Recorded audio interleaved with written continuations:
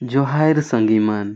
तो आज हमरे कहावत कहावत कबनैत के नागपुरी कर नजरिया से देखब। तो कहावत के लोकोक्ति प्रवाद आभानक प्रयोगवाद लोक प्रवाद लौकिकी गाथा कहावत कहल जायला। ई सब संस्कृत और हिंदी में एक दूसरे कर पर्याय हैं। नागपुरी में कहावत कबनैत कहल जायला। कहावत मनुख ज्ञान कर घनीभूत रतन है के जे बुद्ध और अनुभव कर किरण से फूट के निकलेला। पुरना परिया में चाहे आज कर परिया में भी जे घटना मन घटेला से के देख के कोयो कुछ पंक्ति के बोले ना जे प्रसिद्ध हो जाएला वो कबनैत रूप में या कहावत रूप में उभरेला। कहावत जे है ई नागपुरी कर नज़र में नागपुरी लोक साहित्य कर अंग लागे सिकरों में प्रकीर्णन साहित्य चाहे लोक सुभाषित कर अंग लागे। नागपुरी कहावत कर वर्गीकरण छह प्रकार से करल जा है।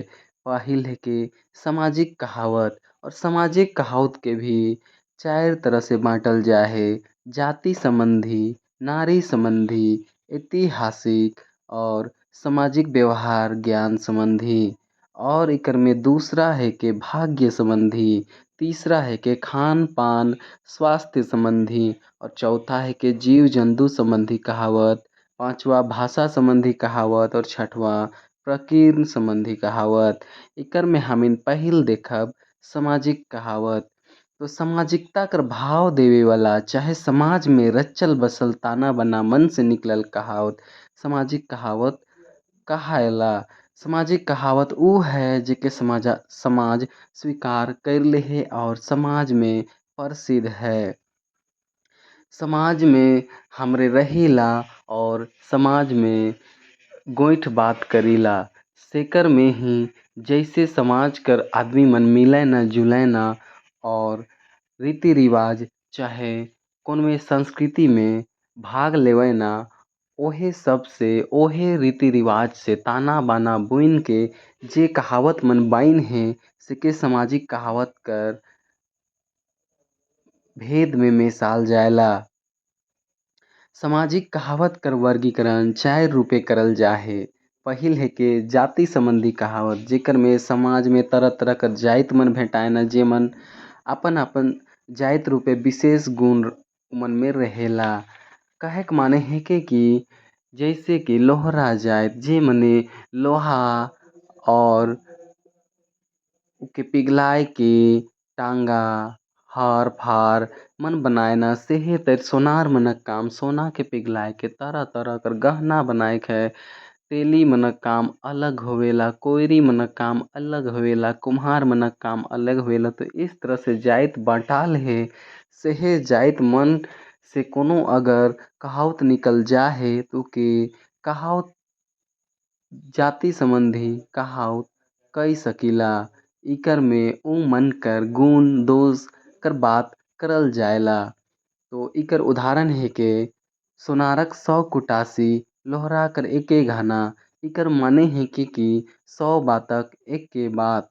और दूसर उदाहरण देखब तो तेल जरे तेली के कर्जा फाटे मसा लची के मतलब खर्चा दोसर कर होवेला और तकलीफ दोसर के होवेला। इकर में खा नंबर में आहे नारी संबंधी कहावत। तो पुरना परिया से चाहे कोनो वेद चाहे ग्रंथ में जैसन नारी मनक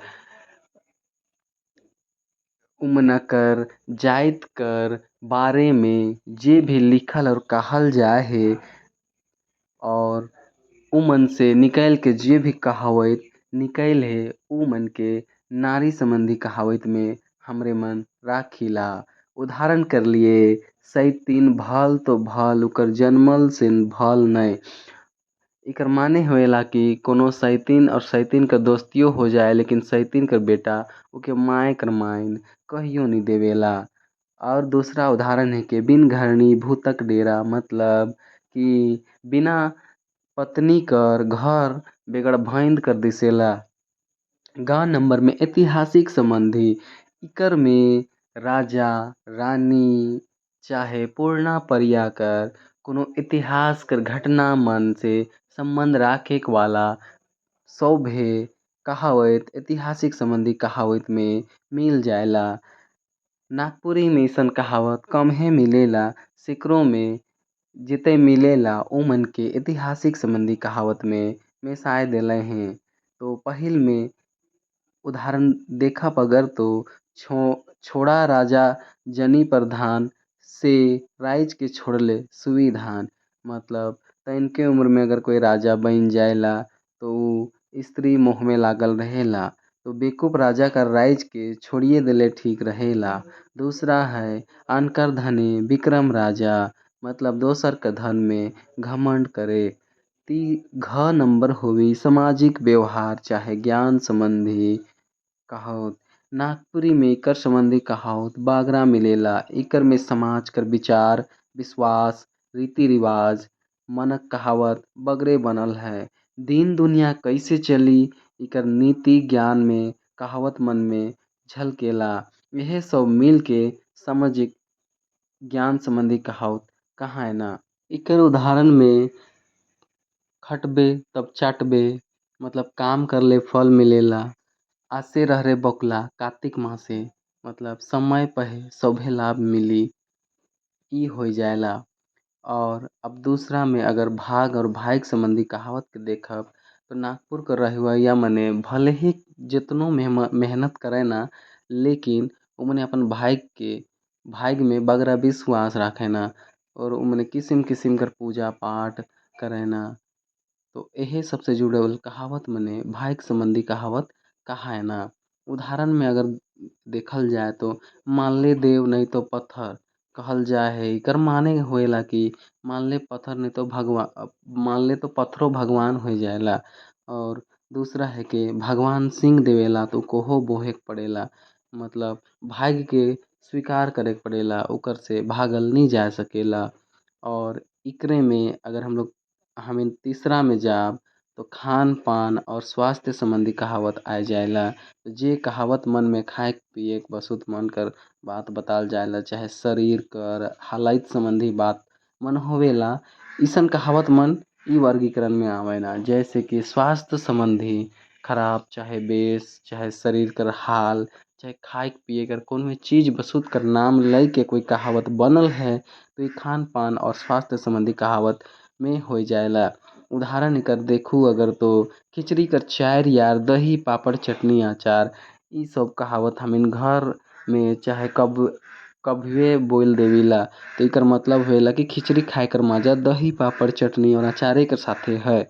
और अगर दूसरा के देखल जाए तो मोटा खीरा खाए के पेंतरी में तीता, मतलब आखिरी में काम पहुँचाए के सफल नहीं हुए। जैसे हमरे मन अगर कोई एग्जाम में जा ही और लास्ट प्रक्रिया में छँटाए जाही तो ओकर लिए ई कहावत एकदम सटीक होवी।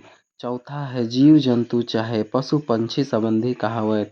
तो पशु पंछी से संबंध रखे वाला कहावत मन इकर में मेसायना। उदाहरण में अगर देखी तो अघाल बोकली पोथी टीता, बोकली और पोथी जीव कर नाम है के से ले ई इकर में आए जा है। इकर मतलब होएला कि पेट भरल रहले बेसो खाए के चीज मन बेस्वाद लागेला। और दूसरा है घोड़ा संगे घुड़दौड़ करे के मतलब बलवान के चुनौती देवे। और अब पांचवा है भाषा संबंधी कहावत। तो जेकर में भाषा विज्ञान कर कोनो तथ्य कर पता चलेला वो भाषा संबंधी कहावत कहाएला।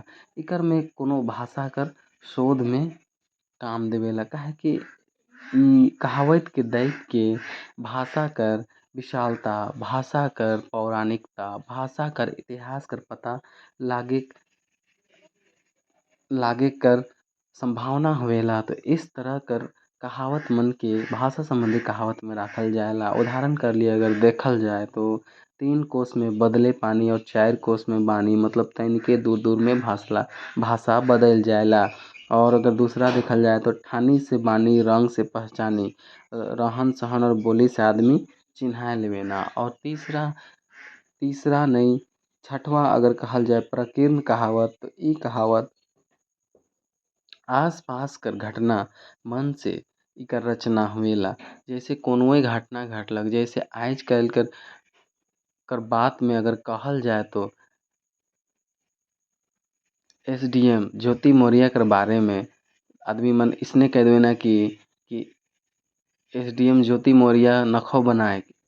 ऐसन कहावत एकदम निकलाए दे हैं जेकर मतलब हो जाए कि पढ़ाई लिखाई करवा ले जनी मन धोखेबाज हो जाए ना।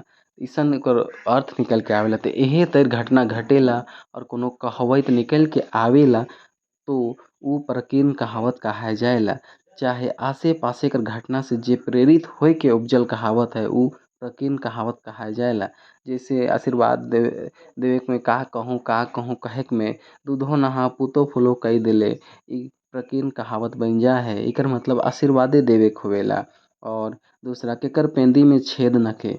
ऐसन कहे ना केकरो केकरो से धोखा खाल बादे, चाहे केकरो से गारी सुनल बादे, चाहे केहू के खुद दोष देवेला ओकर बादे तो ई कहावत बन जाएला। और एकर मतलब होएला कोइयो दोष मुक्त नहीं रहेना। तो इस तरह कहावत कर नाना प्रकार के हमिन देख ली।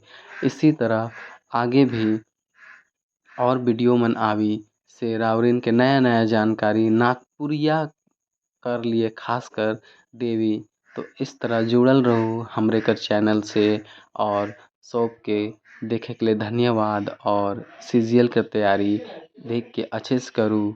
जय जोहार, जय झारखंड।